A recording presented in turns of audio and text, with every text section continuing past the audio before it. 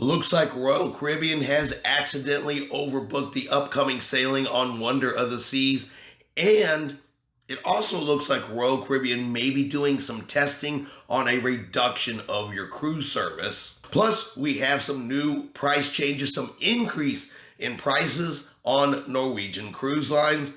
Let's get into some cruise news. Chris here with High Seas Cruising, and welcome to today's video, your cruise news for Wednesday, December the 7th here in 2022.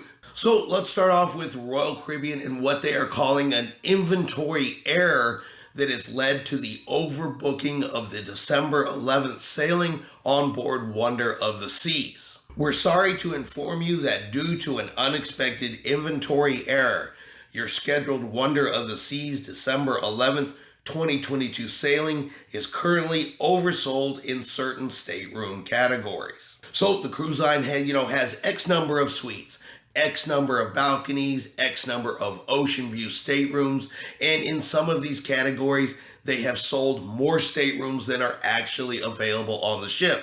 So you've booked your vacation, taken the time off from work, made your travel plans, made your travel arrangements, tend to be there December 11th to get on Wonder of the Seas, only to find out that the cabin you booked and paid for, well, it doesn't actually exist anymore because it was already sold to somebody else. And this is not the first time recently that this has happened with Royal Caribbean.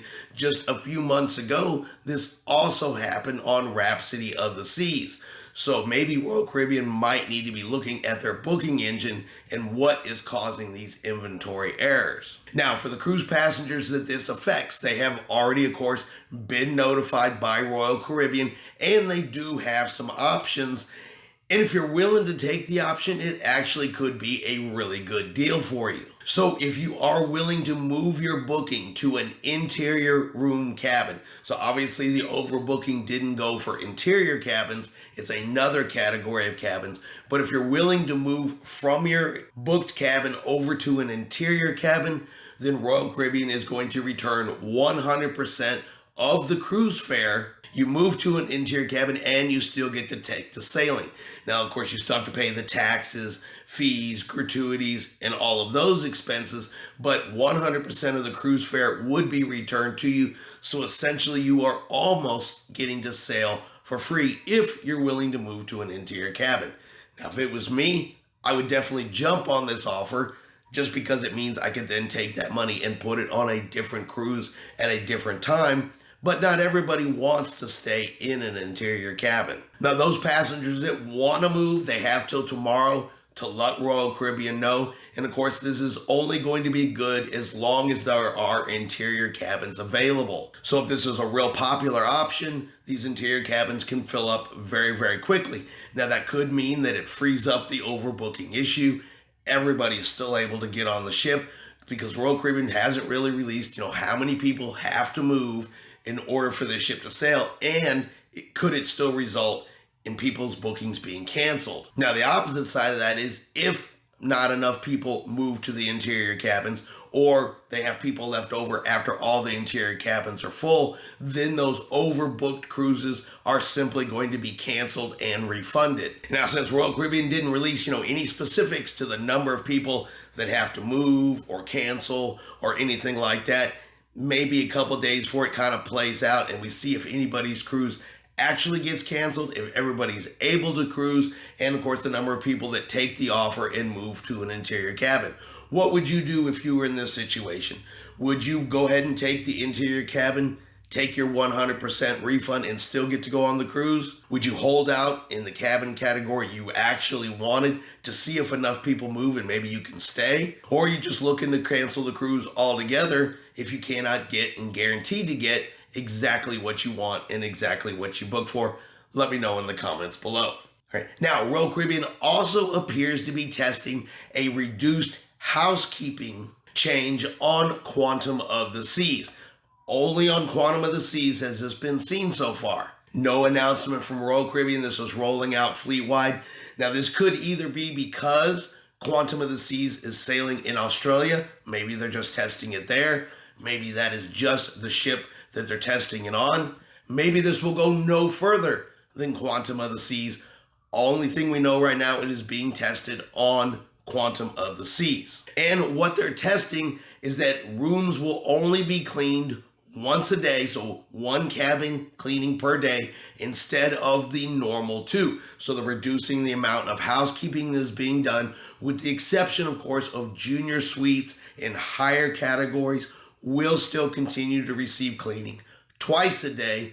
Only categories below that, your interior, your ocean view, your balcony cabins, those are going to go from being cleaned twice a day to only being serviced once per day. In an effort to be more sustainable and align with global hospitality trends, we will be adjusting our stateroom services to one time per day. So of course it means, less cleaning products used, less things washed. They only change the towels out once a day instead of, say twice a day for those that need that. I can see where it can help out a little bit, but I do have to kind of ask, is it more for that? Or is it more, for some of the staff shortages problems that we have seen on cruise ships recently? If you're only cleaning the rooms once per day versus twice per day, then one room steward can go further, clean more cabins, and now you need less room stewards to get the same amount of work done by reducing, of course, the cleaning times from 2 to 1 time a day. So does it have a little bit to do with staff shortage? Does it have to do with sustainability like they say it does? What do you guys think? Me personally, having my room cleaned only once per day is really not that big of a deal. I usually tell the room steward, just come in and clean it when it is most convenient for you. We've already kind of gotten used to it. If you do any cruising on Carnival Cruise Lines, this is something they have already gone to since the resumption of cruising. They've already gone from cleaning twice a day to only servicing the room once per day. And now this looks like something Royal Caribbean is testing. I said it may go no further than Quantum of the Seas. It may have something to do with only sailings that are down in Australia, since that's where Quantum is. Or this could be something that we see fleet-wide here in the future. We'll have to keep our eye out and see if we hear of any other changes. But what do you guys think about this change from Royal Caribbean? Do you think it's good? Do you think it's bad? And do you think this is something we will see fleet-wide? And it does bring up the question that, as it looks like a lot of these cruise lines are reducing the amount of service they're providing, in this case, moving room cleanings from twice a day to once a day. Well, this comes right after just a few months where Royal Caribbean has recently raised the gratuity rates while on board the ship. So we are seeing on multiple cruise lines where gratuity rates are going up and some of the services are going down. So got to ask yourself, what is the end game here for some of these cruise lines? And we also have some changes from Norwegian Cruise Lines. Specifically, we have another gratuity increase from Norwegian Cruise Lines. So starting January the 1st, 2023, any cruise that is booked on or after January 1st will see the new prices for the gratuities. They are increasing them across the board again. And I say again because Norwegian just raised the gratuity rates 8 months ago across the board. And here we are again. Now, last time it wasn't a huge jump in the gratuities. Well, this time it's quite a bit more than it was. And I'm not sure that everybody's going to be 100% happy with some of these changes, because these gratuity rates, they're getting up there in the amount. Because remember, this is per person per day. And if you have a group of 4, 5 or more on a cruise ship, even just 2 or 3, these numbers can start to add up very, very quickly. All right, so for the Haven and suite guests there in the Haven, the gratuity rate is going to go from $20 a day per person to $25 a day per person. Club balcony suites and all other cabin categories, they are going to be going to $20 per day per person. So that's your interior, ocean view, balcony, all of them are going to $20 per person per day. And that's anywhere from a $2 to $4 per person per day increase. And honestly, for especially like an interior cabin, one of the smallest cabins on the ship, still $20 per person per day for gratuity. That is pretty high. I think Norwegian is one of the highest ones out there with the gratuity levels. When it comes to your mainstream cruise lines, not talking about your luxury liners, but we're talking your Carnivals, Royals, Norwegian Cruise Lines, MSCs. That is one of the highest daily gratuity rates out there, particularly for that class of cabin. And we've seen price increases from Norwegian recently. I said this is the second time they've raised gratuities. Back in September, they raised the price of their drink packages. And now here we are again raising the gratuity levels again. Now it's also being reported out there that while Norwegian is raising gratuity rates, they may also be testing and getting ready to drop the free continental breakfast through room service. And instead of that being a free option, you will now see it being $4.95 in order to get continental breakfast through room service delivered to your cabin.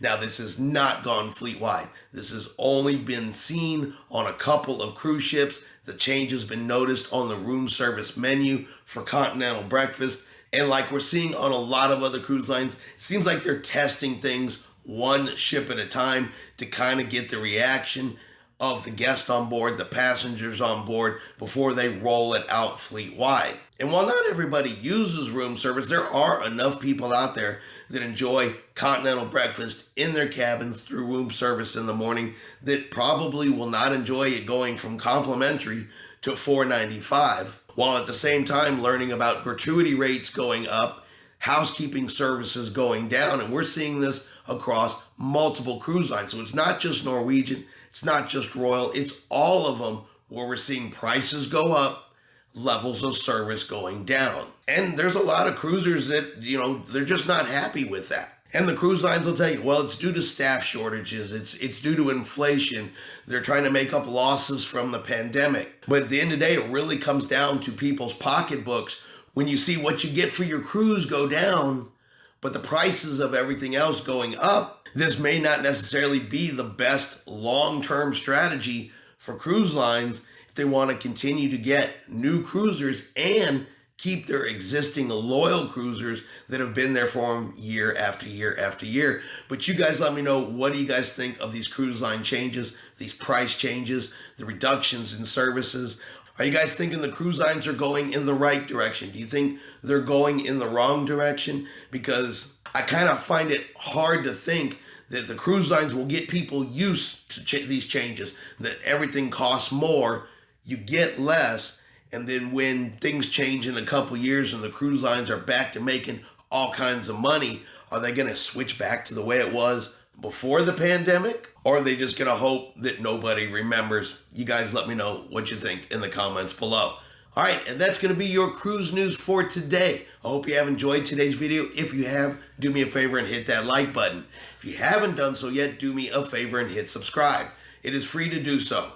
Helps our channel grow. Let you know anytime we put out a new video. Hope everyone out there is having a really great day. And like always, we will see you out on the high seas.